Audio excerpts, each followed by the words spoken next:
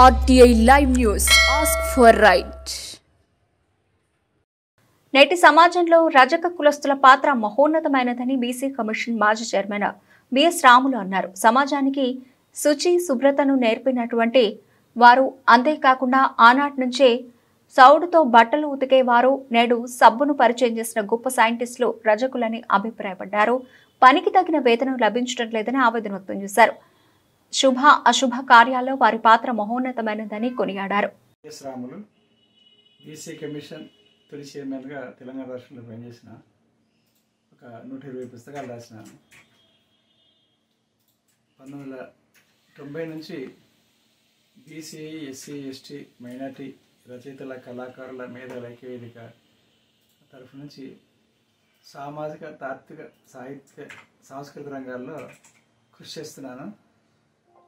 అలా ఆ రచయితల సంఘానికి వ్యవస్థాపక అధ్యక్షుడిగా పనిచేస్తున్నాను.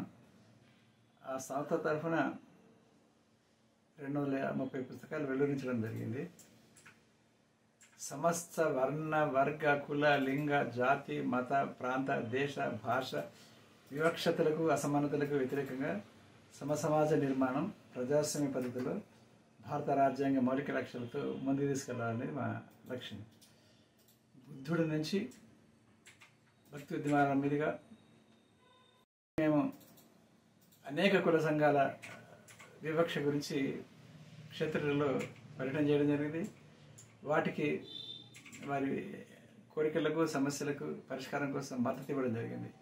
కులకు సంబంధించి కూడా ఎన్నో ఉద్యమాలలో మద్దతుగా నిలిచి పాల్గొనడం జరిగింది.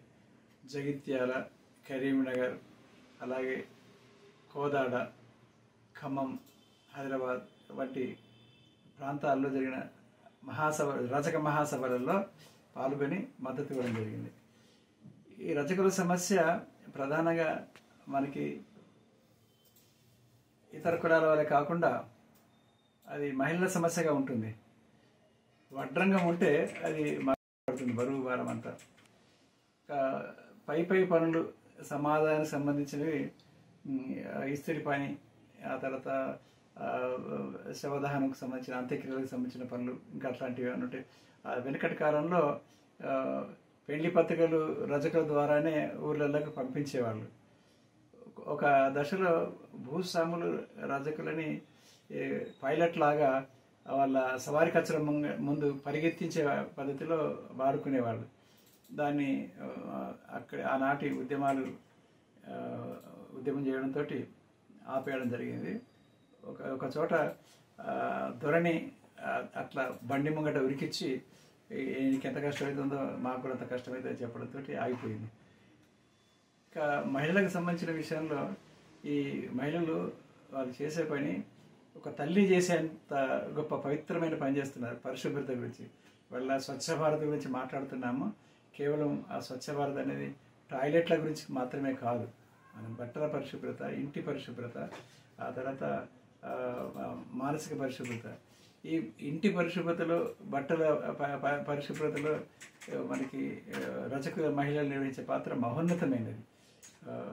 వాళ్ళకి ఇప్పుడు పెళ్ళైనప్పుడు మిత్తి తీయడం అంటారు, పెళ్లిలో పార్టిసిపేట్ చేస్తారు, పోలులో పార్టిసిపేట్ చేస్తారు, పోలు పోస్తారు రజక మహిళలు.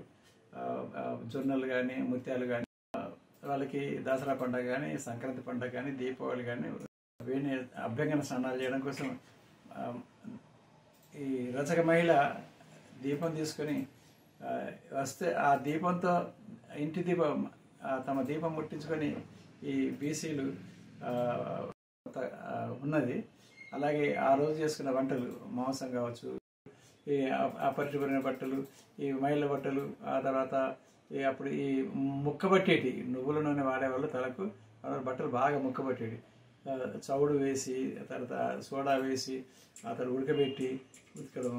ఆ ఉతకడం ద్వారా వాళ్ళ ఆ సోడా, ఆ చవుడు నీళ్లు మీద పడి ఈ రజక మహిళల తల వెంట్రుకలు ఎర్రబడుతుంటాయి. అందువల్ల మహిళల్ని పూర్వకాలంలో తొందరగా గుర్తుపెట్టేవాళ్ళు. వీళ్ళు చేతులన్నీ ఎండిపోయి పగిలిపోయి ఉండేవి, వీళ్ళు రజకుల అని గుర్తుపట్టేవాళ్ళు. అట్లా అంత వర్క్ చేసేవాళ్ళు. అంత పని చేయడం వల్లనే ఇంత పని చేస్తున్నారు.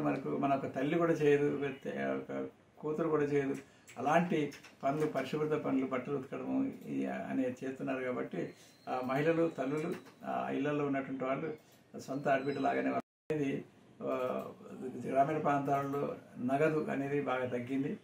1956లో మనకి ఈ నూతన ఈ కొలమానాలు ప్రవేశపెట్టడం జరిగింది. రకరకాల కొలమానాలు, దాన్ని కిలోలు, ఆ తర్వాత బీసీ గ్రూపులు ఉన్న కులాలకి వాకిట్లో పెడతారు, అంటే కొద్దిగా దగ్గరికి రానివ్వడం. ఇంకా బీసీలలో కొద్దిగా ఎదిగితే అరుగు మీద అన్నం పెడతారు. ఇక వాళ్ళ కులం వాళ్ళైతే లోపల తీసుకుపోయి ఆ సాయాలు ఆయాలు అనుకుంటూ వాళ్ళకు చక్కగా వడ్డించుకుంటారు. ఇట్లా ఒక 3-4 దశల మర్యాదలు భోజనాలు పెట్టేటప్పుడు కూడా కనపడుతుంది.